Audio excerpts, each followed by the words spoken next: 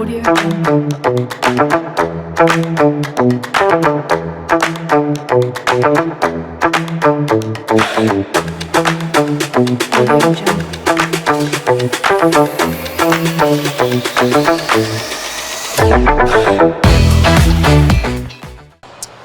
my name is fka Bowersox. We have a company called Bowersox Investment Group.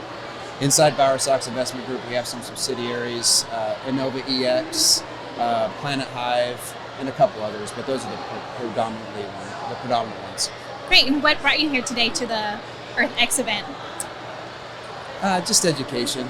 Yeah. You know, you got to stay up on the technology. I was just telling your colleague, you know, the biggest thing for us is providing leadership, objectivity, and innovation into the space. I see it a lot where people get too close to the issue and there's a lack of objectivity. Yeah. A lot of ego. People think they're right, but there's always the possibility they're not. So we try to be objective, find the best solution that works inside what our company values and ethos are. That's great. This is the first time I'm hearing of a company actually do something like initiate something for themselves and their company to kind of help the earth and stuff. So what are you taking away from this event, or what do you hope to take away from this event?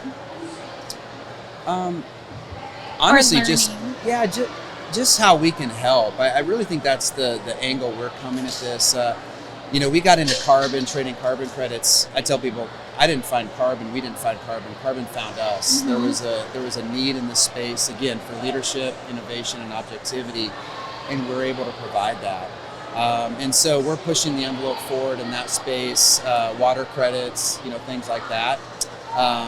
And then we do a lot in the built environment. We develop sustainable communities. We do net zero energy ready houses in Georgia, Tennessee, the Carolinas, and here in Texas. So great. So what do you feel like your other businesses can do to kind of help the sustainability of the earth, and what does your business do? I know you already explained what you guys are implementing already, but what do you feel like you could do more, or are you always still continuing to learn on how to improve?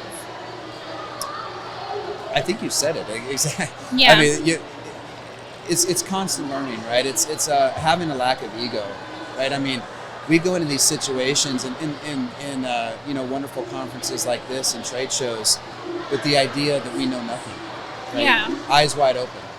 You know, I mean, if you think about it, you know, we only know that your pants are blue because someone told us along the way that those pants are blue. Yeah. They could have easily been green. Yeah. Right? So it's the concept of just constant learning, figuring things out for yourself, being objective, finding the truth that is your truth, and then by finding your truth, you can give your truth to others and help the cause. And I think that's really what we provide. And we're really good at networking. We end up meeting a lot of really fantastic people like yourself, and helping them in their journey, right? And through helping them in their journey, we help ourselves in our journey. And sometimes that's capital. Sometimes it's just they need a friend. They need some mentoring, opportunity, whatever form that comes in. I really believe our company helps provide that. Yeah. Do you think that it could be, I guess other companies can take away from that from you, from being able to learn from your company to be able to implement those processes into place? Or do you feel like some companies just kind of ignore the situation? I feel like, you know, your company is kind of ahead of the game already, right, to be able to implement all of these items or these things into what they're doing to help the environment. But I think a lot of them are kind of ignorant to the fact, or they, you know, it doesn't affect them, so they don't worry about it. So I agree. I mostly use the word objectivity. Okay. Because what I see happen, and that's how we got in the carbon space, to be quite honest with you, was I was going to shows like this to learn about the built environment and how we could make our sustainable communities better.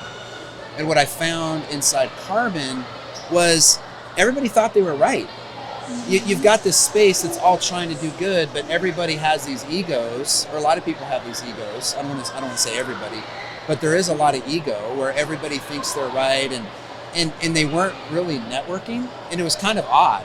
Yeah. And that's what's happening in the space right now is this idea of greenwashing, profiteering on carbon, giving very little back to the climate, to the planet, and to people.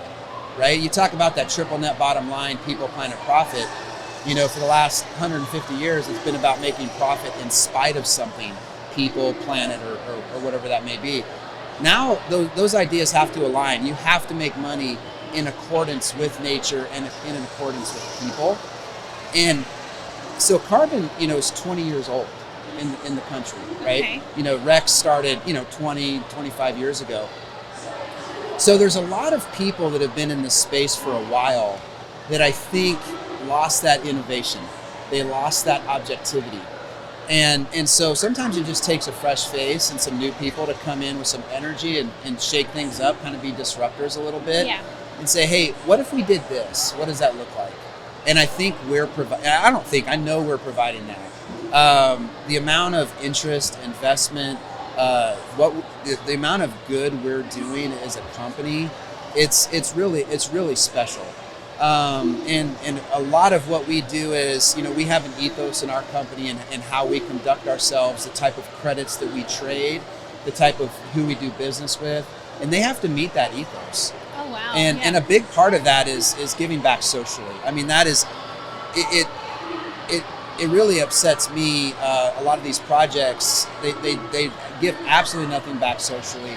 And we know that, middle and lower income people across the world are always disproportionately affected by climate change. We know that, it's a fact.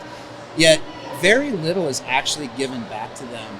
And that's what's happening in the sustainability space right now, and especially in carbon, is this idea of greenwashing, where there's just blanket profiteering and giving very little back. And so I'm not saying we solely are going to change that, but I can promise you that we are not doing that. Yeah. We're doing everything we can for the most positive impact on the planet, and also socially. Yeah, for sure. I think it's a social, project for all of us to kind of get together in networking and to work together to kind of help the environment, because that's the only way that it'll ever work.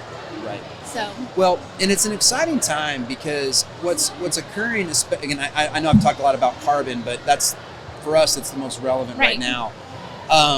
But there's a lot going on in that space because there's a lot of bad credits out there, bad projects, bad methodologies that are basically being purged out of the market as we speak and almost sold kind of as junk bonds is a good way to put it. So they're being sold for pennies on the dollar, purged out of the system. And there's kind of a rebirth occurring inside carbon right now, which is really exciting. So it's an opportunity for great projects like biochar to really step and be the forefront of carbon sequestration and tax credits. And so we're definitely helping to lead that charge for sure. That's awesome.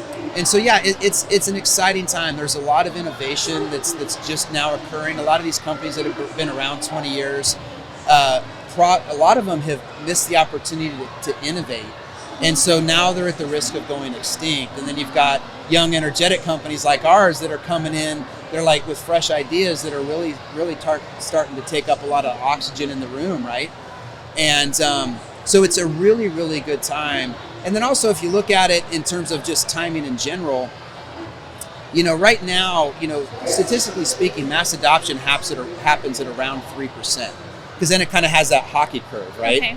And we're going to pass that 3%, and this is my opinion, but I think we're going to pass that 3% definitely in the next 3 to 9 months, which is extremely exciting. So if you can imagine, it took 20, 30 years to get to 2.9%, and now you're going to cross over that 3% very soon. And what's exciting about that is all of the flood of interest, the demand that's coming. Mm-hmm. So that's why the supply of bad credits has to be purged out. So the new supply coming in is quality projects, quality methodologies, so that this new onboarding of all of these new customers, whether they're Fortune 500 companies, middle market companies, whatever that looks like, when they start buying these credits, they know they're 100% transparent. There's no double counting that ever has occurred or could occur inside that carbon. Those things we're providing. Wow. We have a technology where we can fractionalize carbon credits all the way down to the consumer level. Wow. So if you can imagine anything you buy in your daily life, very soon you'll be able to offset that with let's say the next time you buy a coffee, maybe that carbon footprint is 1,000th of a ton of carbon. Yeah. We can fractionalize that all the way down to that singular purchase for you. So at that time of purchase, your coffee might cost you $4, and for an extra, say, 22 cents, you can make that a true net zero purchase. So that's the type of innovation and technology that we're bringing, whether that's blockchain powered, Web3 powered, AI, whatever that is, whatever that technology is specifically, we're able to provide that.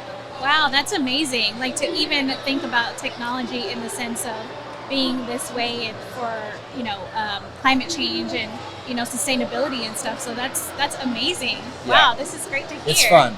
Yeah. We have a lot of fun. Like I said, we bring a lot. That's geeked out here. We bring a lot of energy. We bring a lot of energy. Well, I love that you guys are learning and innovative to be able to put your egos to the side and just be like, what is going to help this environment and what is going to help us in the long run to be sustainable. So yeah, this is great. Well, and we're truly open source. I mean, I just met a company on the way here that, and that's the one thing inside sustainability. A lot of times companies, they have great products. They don't know where to sell it. They've got great engineers, but engineers sometimes aren't the best salespeople. And I'm not an engineer, but I know a thing or two about selling, and I'm a people person, so I'm good at that. And so what we're able to provide is access to capital, roadmap to a sales roadmap for them, and a lot of times we do that for nothing. I mean, it's just connecting. In fact, I connected him with a friend that owns a Florida bank that has some money sitting on the side that wants to put it into an ESG investment. So we're happy to provide that. Like, that's truly what we do. And it's, like I said, it's all open source. Yeah, well, that's great. Well, this is a great event for you then, to network and to learn. It's a lot of fun. Thank you so much for joining me. I appreciate it. And so I learned so much from you. Thank you. Thank you. Yeah, and whoever's watching, if they want to find out more information, they can go to carbonhive.com, and Hive is spelled Hyve. Hyve. Okay, great. Thank you so much. Thank you so much. Nice to meet you. Yeah, pleasure. Thanks.